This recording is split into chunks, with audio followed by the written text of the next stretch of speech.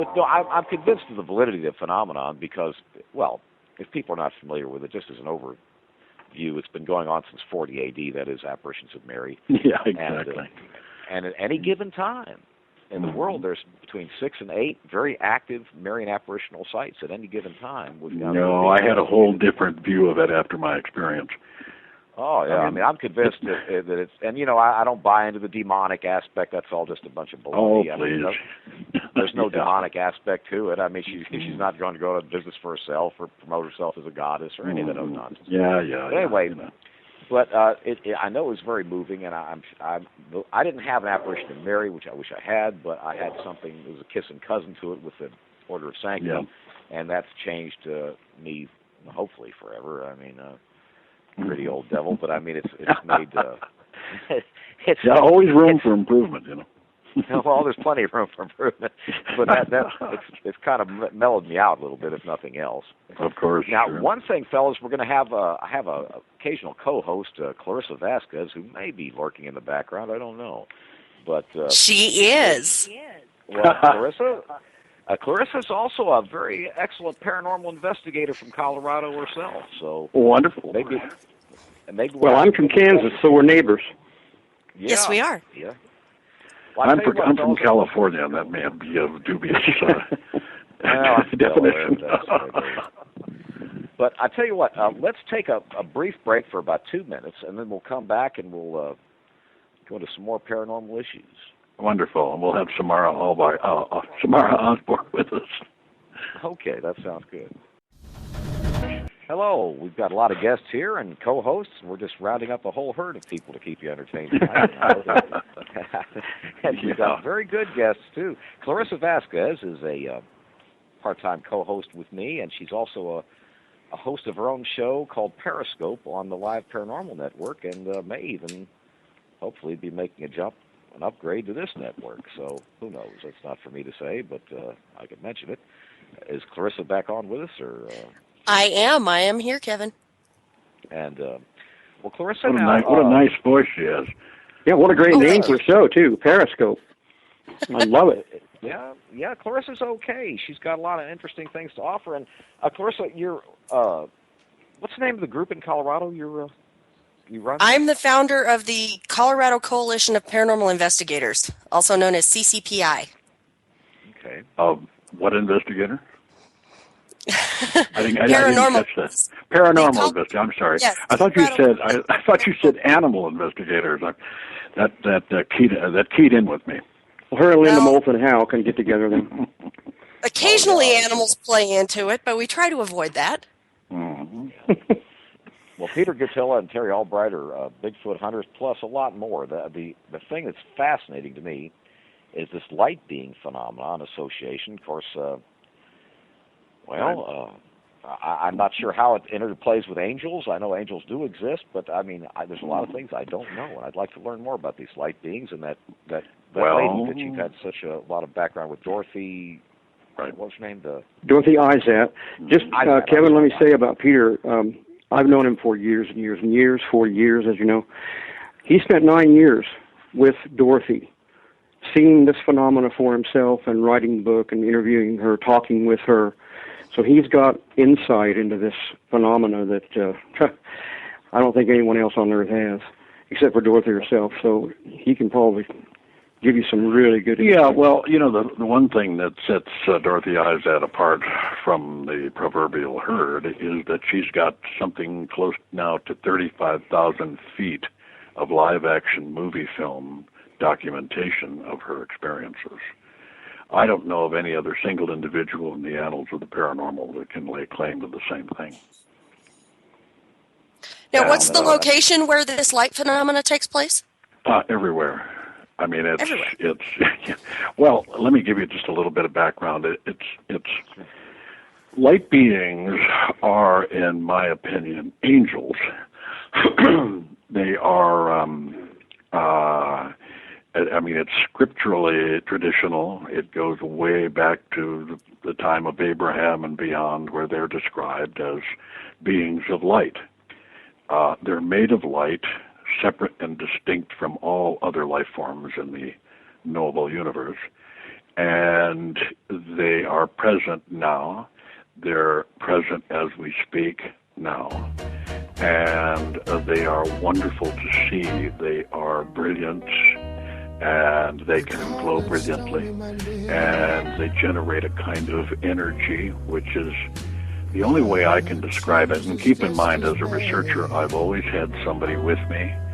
I don't like to make single witness claims for myself. And when we observe the light beings, the feelings we get are love, compassion, understanding. It's positively beautiful. Now, Mrs. Izatt, she's only 5 feet tall. She's a great-great-grandmother now. She's nigh to 90 years old, a little frail these days. But she had the good sense to use a movie camera. It was a simply constructed little Super 8 movie camera that was available on the market in the early 1970s. And it's been analyzed and studied and taken apart and everything else, and so has Mrs. Izatt for that matter. And she's completely legitimate. There's not a blot on the escutcheon anywhere. She's totally believable and credible, and her film footage is 100%. And in that 35,000 feet, you will see what the light beings are, because she asked them in the beginning, would it be okay if I take pictures of you? And they said yes. Now, what many people find confusing is there's a dual phenomenon taking place in Mrs. Izatt's films, because in the beginning, one of the light beings, which I have seen for myself, was this beautiful, magnificent light that glows diamond-like and beautiful, and it's hard to describe it, but she had this experience one afternoon, and she said, are you one of those UFOs that people have been talking about? And the message came back, no, we are not. Would you like to see one? Just like that. And she said, yes, I would. And in a moment, there was a disc right there, not far from this beautiful light being, and it just sat there in the sky so that she could appreciate it and look at it. And what that said to me very early on in my research was that apparently some of our extraterrestrials are aware of, and for want of a better term, obedient to the light beings.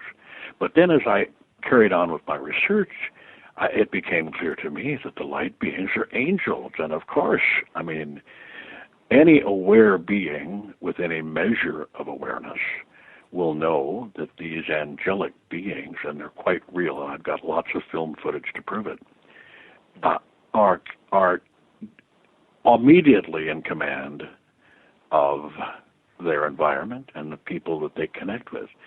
So it didn't surprise me after a period of time that there was this connection to all living things in our universe. It didn't surprise me after a time, because as most researchers do, I tended to conveniently compartmentalize everything that I investigated, as if each was separate and from every other phenomenon.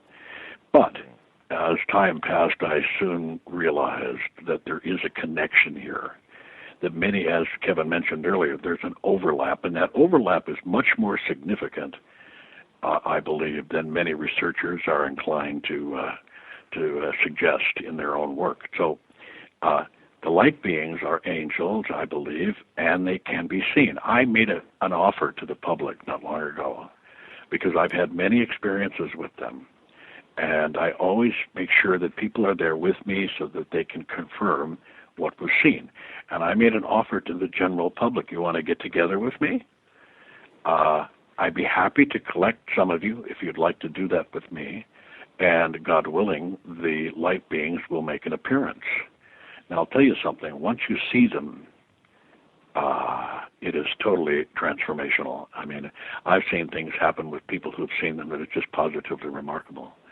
Now, what's interesting about that is you don't have to see them for yourself, because, and this was proven, and again, as a result of my work with Mrs. Izatt, they project a living light. It's an actual living energy. And so when you see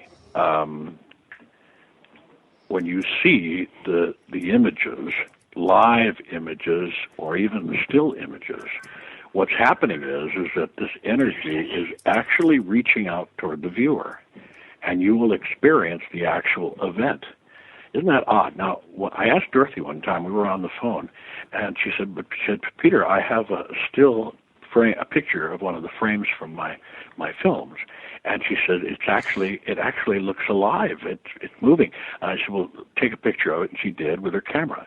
Well, in the film footage, you see the still photograph of this light being, and all of a sudden it flashes and it starts to move around a little bit, right? So in other words, if you just look at a photograph, I just put one up on my Facebook page, as a matter of fact.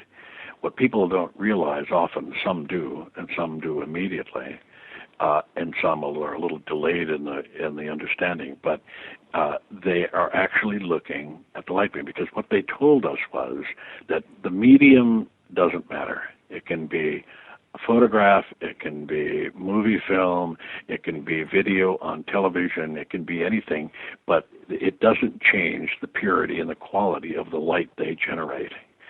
And you have to see the footage that we did. I mean, the photograph actually comes alive. I mean, it's there, and it moves out, and it goes right to the camera. And this is exactly what happens to the viewer. Now, in my opinion, the light beings constitute a new step, a new phase in our paranormal experience, which I think is essential to human experience. And pretty soon there will be more and more acknowledgement, more and more recognition of these deputies of the divine, which is what I call them, at the risk of sounding cliche-ish. But they are messengers, and they are deputies, and they love human beings.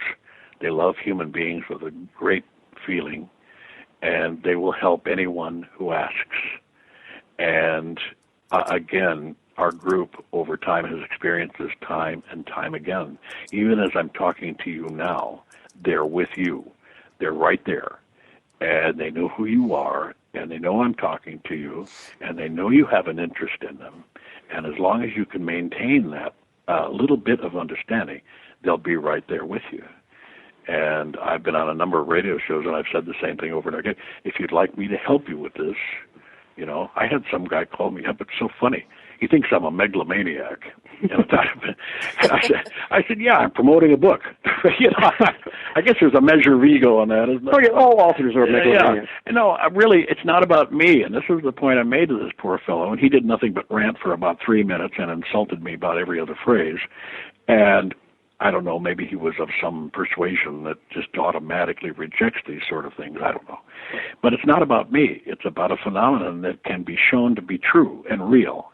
And I've said to people 1,000 times, well, you don't have to believe me. I mean, but the proof is there. If you'd like to see the footage, look at it and tell me what you think. And this is all that Mrs. Izatt ever said was, listen, it's not about me. Because people have said, well, this is wonderful. This is magnificent. You should bring it to the public and become a guru or something like that. Guru-S.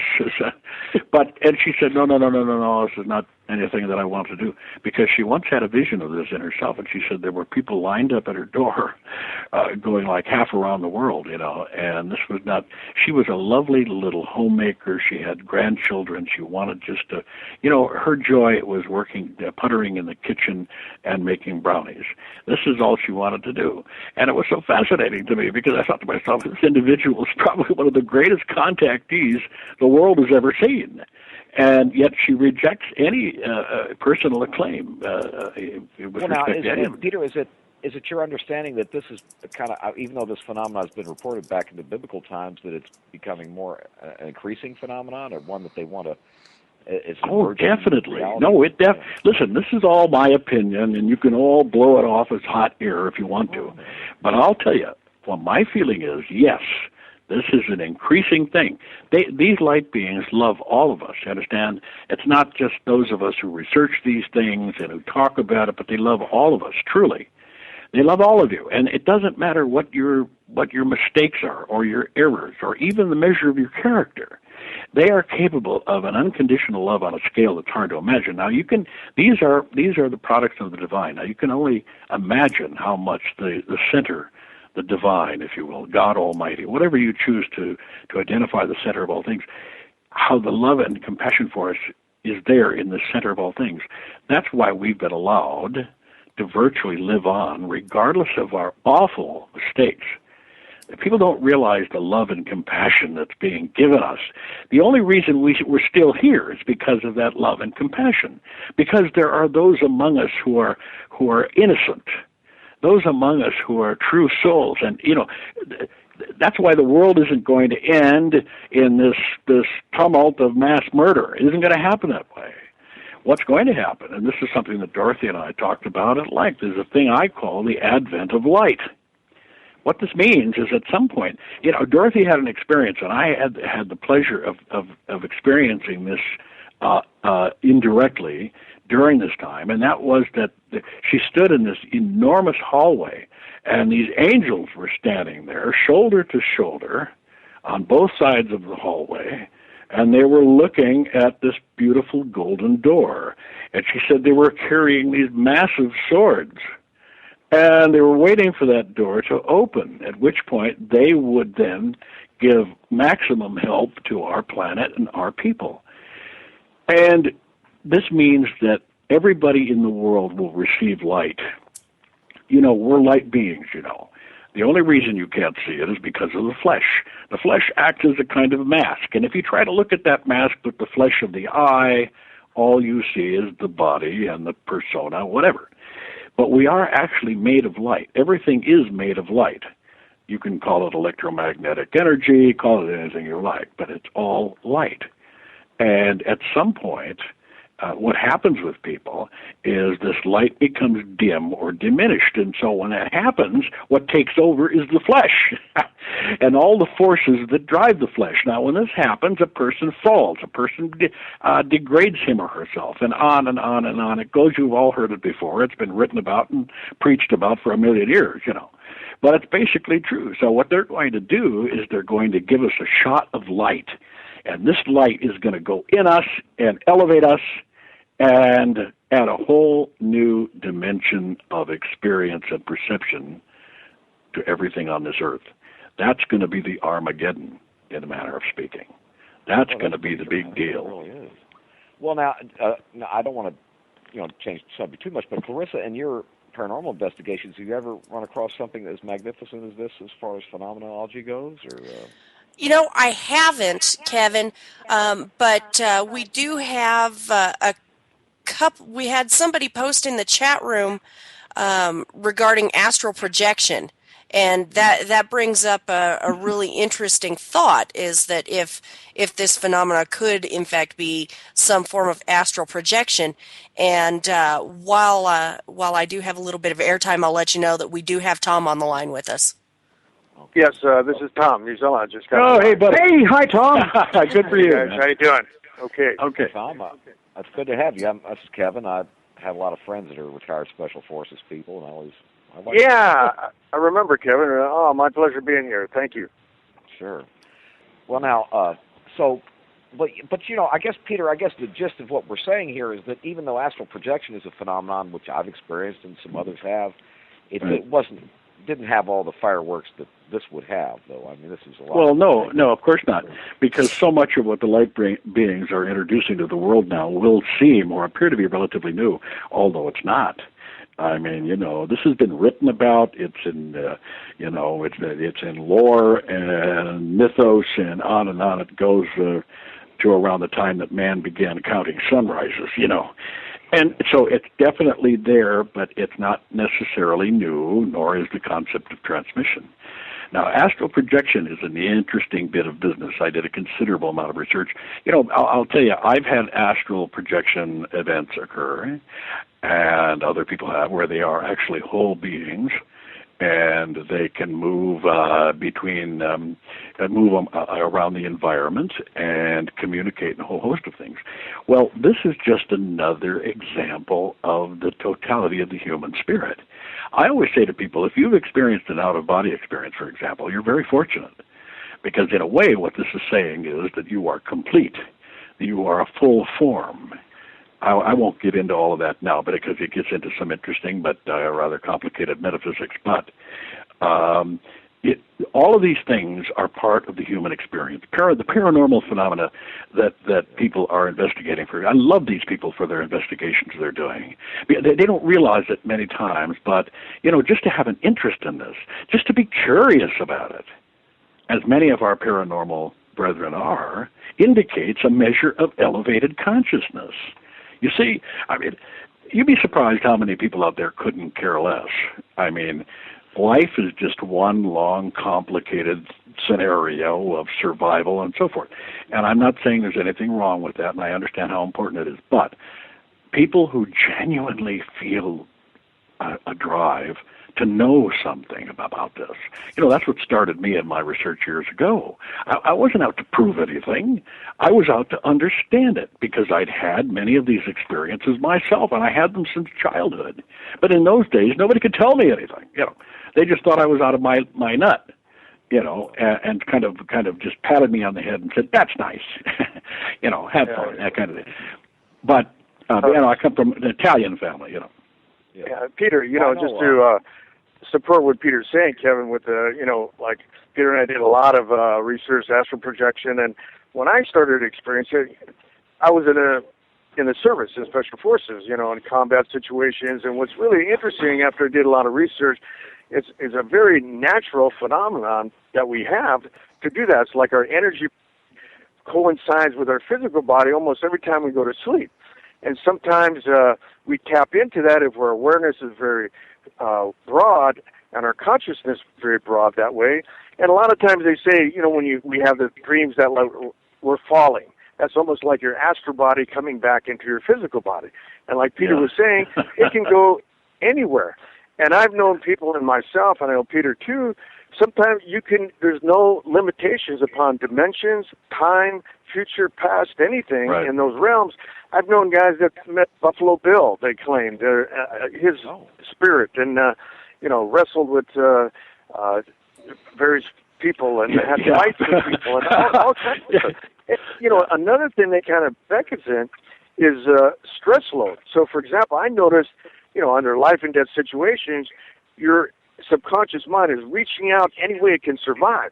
So if you're tuned into that level, the conscious level, our astral body will project. And I remember when I was in the jungle, I'd see myself like flying over the jungle looking for the enemy in a way.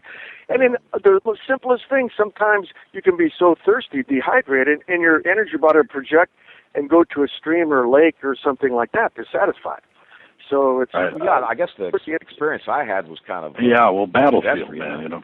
Yeah. No, well, mine was another kind of battlefield.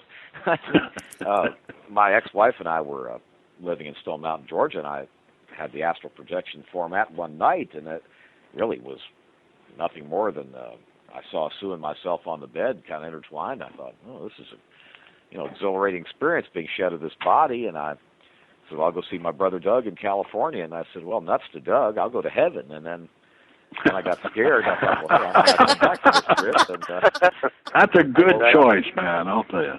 Well, I woke up and told Sue, and she said, oh, yeah, good, yeah. Of course, she didn't believe me at the time, but that was an interesting thing.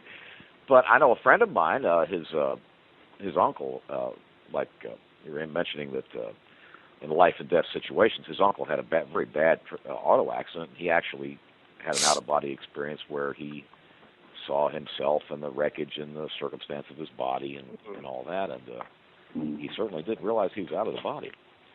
How about you, Clarissa? Have you had anything like that, or Clarissa? Tom. Well, Tom, you were in a lot of battlefield situations. Still is today. I'm sorry, which one? No, having had a trauma, and then find yourself being released of the body and that kind of thing. And I mean, there have been many cases. Yeah, go ahead. Yeah, what I was going to say is, another thing I noticed is that when it starts coming on, it's almost like you have to be conscious and watch yourself falling asleep and going in those deeper stages. And it's a little past alpha state, you start getting more in that real deep trance, theta state. And then sometimes I can remember laying on a bed and my arm would reach out and it would go right through the floor. Or it would, you'd walk right through a door. But what limits you is that you think you're still in your physical body and you can't do it. what you do is you project Right. your mind, and you're on the other side of the door, just like that. Or Yeah, the scenic exactly. door. Tom, I actually saw you do this a couple of times. Yeah, I remember we We were out on the Bigfoot trail, and I actually saw him do that. We were camping in a small little cluster in a small area, and I actually watched him luminate. You were luminous actually, and he raised both of his arms up. I think he might have been looking for his M16. But you raised both of your arms up, and you actually got up and looked around. And I saw you do that several times, as a matter of fact. Yeah, I remember that. Yeah, and just put. Well, I asked you about it. I said, try to stay here if you could. We need you here. Stay here in the flesh, please. Mm-hmm.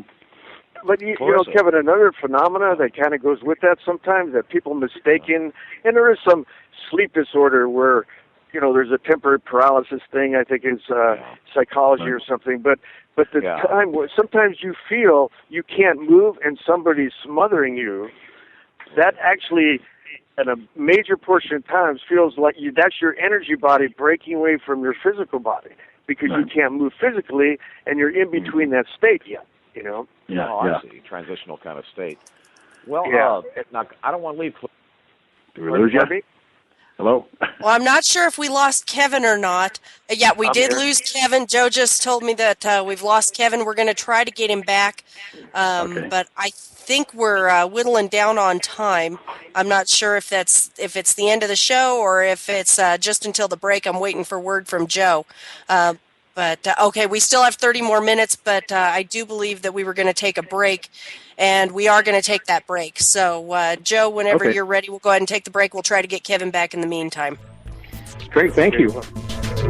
Hello, good to have you all back with us. We've got our last half hour here, but we've got a lot of interesting discussion and a lot of subject matter.